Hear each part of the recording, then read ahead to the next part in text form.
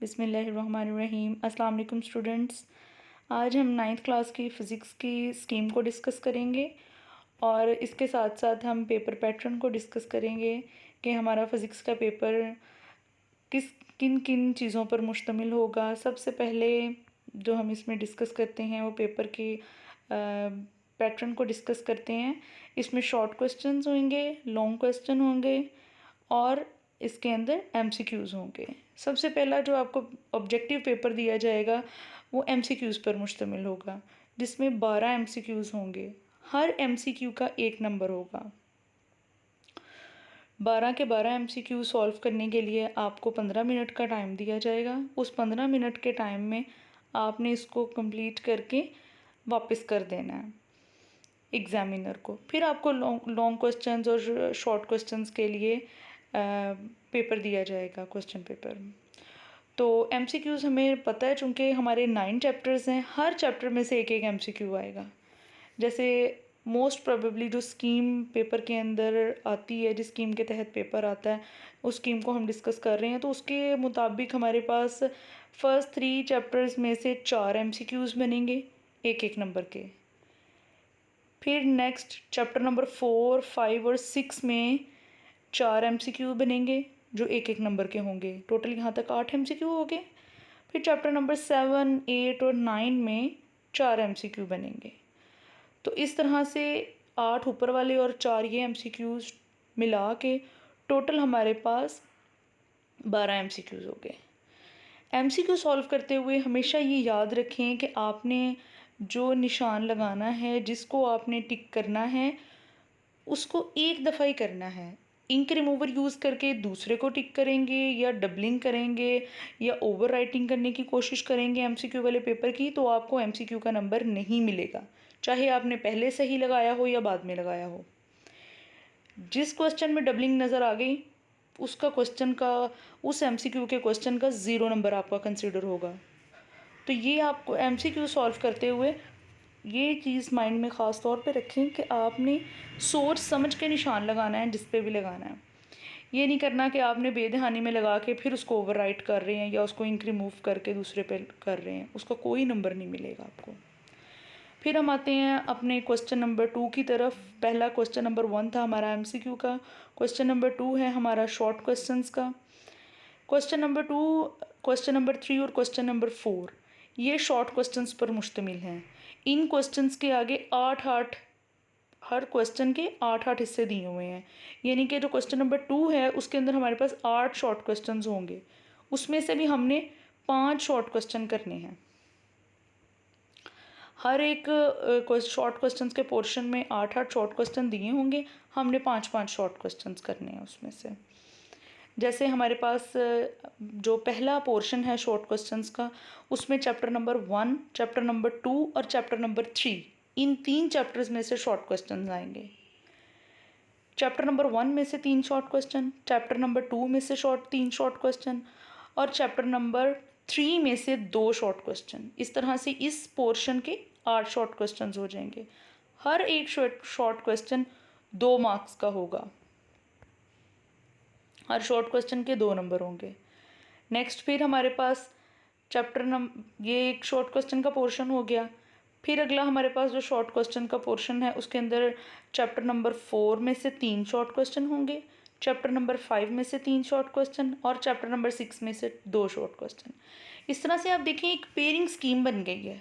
पहला जो हमने देखा था उसके अंदर उन्होंने जो सेट बनाया हुआ है, चैप्टर नंबर 1, 2 और 3 का सेट बनाया है, जिसमें से शॉर्ट क्वेश्चन आते हैं पहले क्वेश्चन नंबर 2 के। फिर हमारे पास अगला सेट बना हुआ है chapter number 4, chapter number 5 and chapter number 6 का। उसमें से हमारे पास टोटल 8 शॉर्ट क्वेश्चन आते हैं। इसमें भी हमारे पास चॉइस होती है जिसमें हमें 5 करने हैं। फिर हमारे पास चैप्टर नंबर 7, 8 और 9, इनमें से अगले 8 शॉर्ट क्वेश्चन आते हैं। चैप्टर नंबर 7 में से 3 शॉर्ट क्वेश्चन आते हैं, चैप्टर नंबर 8 में से मोस्ट प्रोबेबली 2 शॉर्ट क्वेश्चन आते हैं और चैप्टर नंबर 9 में से मोस्टली 3 शॉर्ट क्वेश्चन आते हैं। इस तरह से हमारे पास यहाँ पर भी 8 शॉर्ट क्वेश्चन आएंगे जिसमें से हमें 5 करने होंगे। फिर हमारे पास आ जाते हैं थ्योरी के क्वेश्चन। थ्योरी के हमारे पास 3 क्वेश्चन उन्होंने हमें देने हैं और हमने उसमें से 2 क्वेश्चन करने हैं। हर क्वेश्चन के थ्योरी के हर क्वेश्चन के 2 पार्ट्स होते हैं। एक क्वेश्चन लॉन्ग क्वेश्चन में हर लॉन्ग क्वेश्चन के 2 पार्ट्स होते हैं। एक होता है उसमें थ्योरी का पोर्शन, दूसरा होता है न्यूमेरिकल का पोर्शन। न्यूमेरिकल हमारे पास अब स्मार्ट सिलेबस में तो वैसे ही आसानी कर दी है कि तकरीबन हाफ हर चैप्टर के न्यूमेरिकल्स हो गए हैं। अगर हमारे पास 9 चैप्टर हैं, इनमें से तकरीबन 7 चैप्टर्स के शॉर्ट क्वेश्चंस हैं और उन 7 चैप्टर्स में से भी हर चैप्टर के अब नियर अबाउट 5-4 न्यूमेरिकल्स इस तरह से ही हैं। तो टोटल 30-32 न्यूमेरिकल्स हैं। तो मेरी पर्सनल ओपिनियन आपको ये है कि आप उन सारे न्यूमेरिकल्स को अच्छे तरीके से करें ताकि लॉन्ग क्वेश्चंस में आपको जो न्यूमेरिकल आएँ, एटलीस्ट आपको लॉन्ग क्वेश्चन के 2 पार्ट्स तो आते हो, दोनों क्वेश्चंस का एक एक पार्ट तो आता हो। सबसे पहले आप शॉर्ट क्वेश्चंस और एमसीक्यूज़ पे फोकस करें। अपना पेपर तैयार करते हुए आप चैप्टर के एंड वाले एमसीक्यूज़ शॉर्ट क्वेश्चंस को अच्छे तरीके से तैयार करें। तकरीबन मोर देन 50% जो क्वेश्चंस आते हैं वो उसमें से आ रहे होते हैं, एक्सरसाइज में से, जो चैप्टर के एंड पे दिए हुए हैं। तो हम बात कर रहे थे लॉन्ग क्वेश्चन की तरफ वापस हम आते हैं।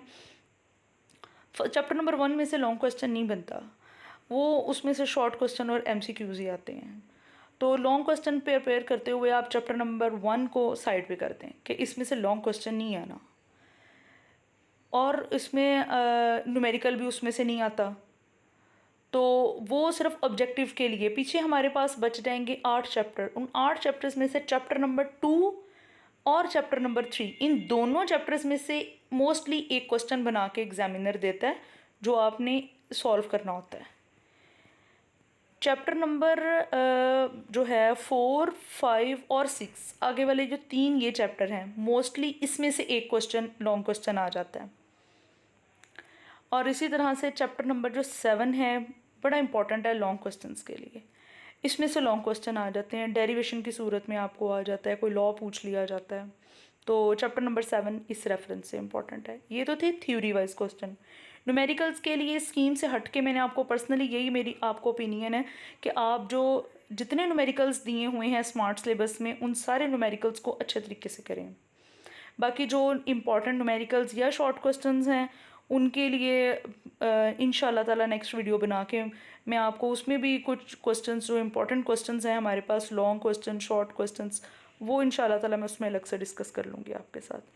बाकी जो स्कीम बनाई जाती है वो पिछले सालों के आने वाले पेपर को देख के बनाई जाती है कि किस हिसाब से पेपर आ रहा है। तो उसके स्कीम के अकॉर्डिंग हमारे पास चैप्टर नंबर 2 और 3 में से एक न्यूमेरिकल आता है, चैप्टर नंबर 4 और 6 में से एक न्यूमेरिकल आता है, और चैप्टर नंबर 8 में से एक न्यूमेरिकल आता है।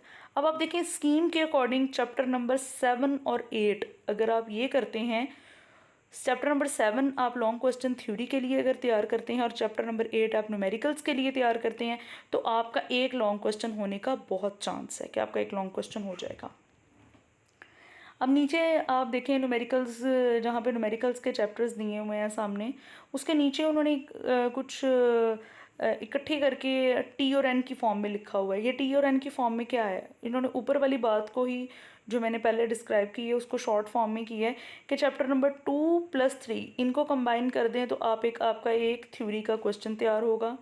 चैप्टर नंबर 2 और 3 को प्रिपेयर करें तो एक न्यूमेरिकल का क्वेश्चन तैयार होगा। यानी कि इस स्कीम के अकॉर्डिंग अगर आप चैप्टर नंबर 2 और चैप्टर नंबर 3 को अच्छे तरीके से करते हैं न्यूमेरिकल के लिए भी और उसको लॉन्ग क्वेश्चन के लिए भी, यानी कि थ्योरी के लॉन्ग क्वेश्चन के लिए भी, तो आपका एक लॉन्ग क्वेश्चन हो जाएगा।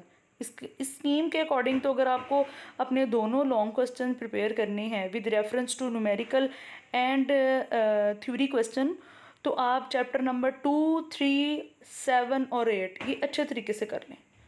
चैप्टर नंबर 2 और 3 कंप्लीट, यानी कि न्यूमेरिकल्स भी और इसकी थ्योरी भी लॉन्ग क्वेश्चंस के लिए, और चैप्टर नंबर 7 जो है वो थ्योरी के लिए पूरा कंप्लीट, और चैप्टर नंबर 8 के अच्छे तरीके से न्यूमेरिकल्स। तो इंशाल्लाह ताला आपके 2 लॉन्ग क्वेश्चन अटैम्प्ट हो जाएंगे। आपने 2 ही करने होते हैं, 3 दिए होते हैं। बाकी देखिए आप चैप्टर नंबर 5, 6 और 4 इनमें से थ्योरी का पोर्शन का एक क्वेश्चन, और दूसरे पोर्शन में जो न्यूमेरिकल है वो चैप्टर नंबर 4 और 6 में से आता है। चैप्टर नंबर 7 का थ्योरी और चैप्टर नंबर 8 के न्यूमेरिकल्स। तो आप अगर जो बच्चे तो 100% पूरा तैयार कर सकते हैं, वेल एंड गुड, वो पूरी बुक को प्रिपेयर करें स्मार्ट सिलेबस के अकॉर्डिंग। इंशाल्लाह ताला सारा पेपर अटैम्प्ट होगा, 100% मार्क्स आएंगे। लेकिन कुछ बच्चे ऐसे होते हैं हमारी क्लास में, या तमाम स्टूडेंट्स का माइंड एक जैसा नहीं होता, वो पूरे का पूरा पेपर नहीं, पूरी की पूरी बुक प्रिपेयर नहीं कर सकते। तो मेरी पर्सनल उनको यही ओपिनियन है कि वो पहले उसको शॉर्ट क्वेश्चंस के लिए प्रिपेयर करें, एमसीक्यूज़ और शॉर्ट क्वेश्चंस के लिए। जब वो लॉन्ग क्वेश्चन को प्रिपेयर करने आएँ तो वो जो यहाँ पे पेयरिंग स्कीम बनाई हुई है, ये इसके अकॉर्डिंग उसको तैयार करें लॉन्ग क्वेश्चंस को। कि ये नहीं है कि आप चैप्टर नंबर 2 को प्रिपेयर कर रहे हैं तो 3 को स्किप करके आप 4 को प्रिपेयर कर रहे हैं। इससे कोई फ़ायदा नहीं आपको होगा, उल्टा आपका नुकसान हो जाएगा। अगर आपको चैप्टर नंबर 2 की बजाय 3 में से क्वेश्चन आ गया, उधर से आपने 4 प्रिपेयर किया, 4 की बजाय चैप्टर नंबर 5 में से क्वेश्चन आ गया, तो क्या करेंगे आप? तो ये इन सारी चीज़ों को माइंड में रखते हुए ये स्कीम हमें यही बेनिफिट देती है कि अगर आप पूरी बुक के लॉन्ग क्वेश्चंस प्रिपेयर नहीं कर पाते तो आप इस स्कीम के अकॉर्डिंग तैयार कर लें कि आप कुछ चैप्टर्स अगर तैयार करना चाह रहे हैं लॉन्ग क्वेश्चंस के लिए, सारे नहीं करना चाह रहे, तो आप किन चैप्टर्स को प्रिपेयर करेंगे कि आपका ये हो जाए। तो अल्लाह ताला आप लोगों को कामयाब करें। अगर आपको कोई क्वेश्चन पूछना हो तो आप कमेंट सेक्शन में जाके पूछ सकते हैं।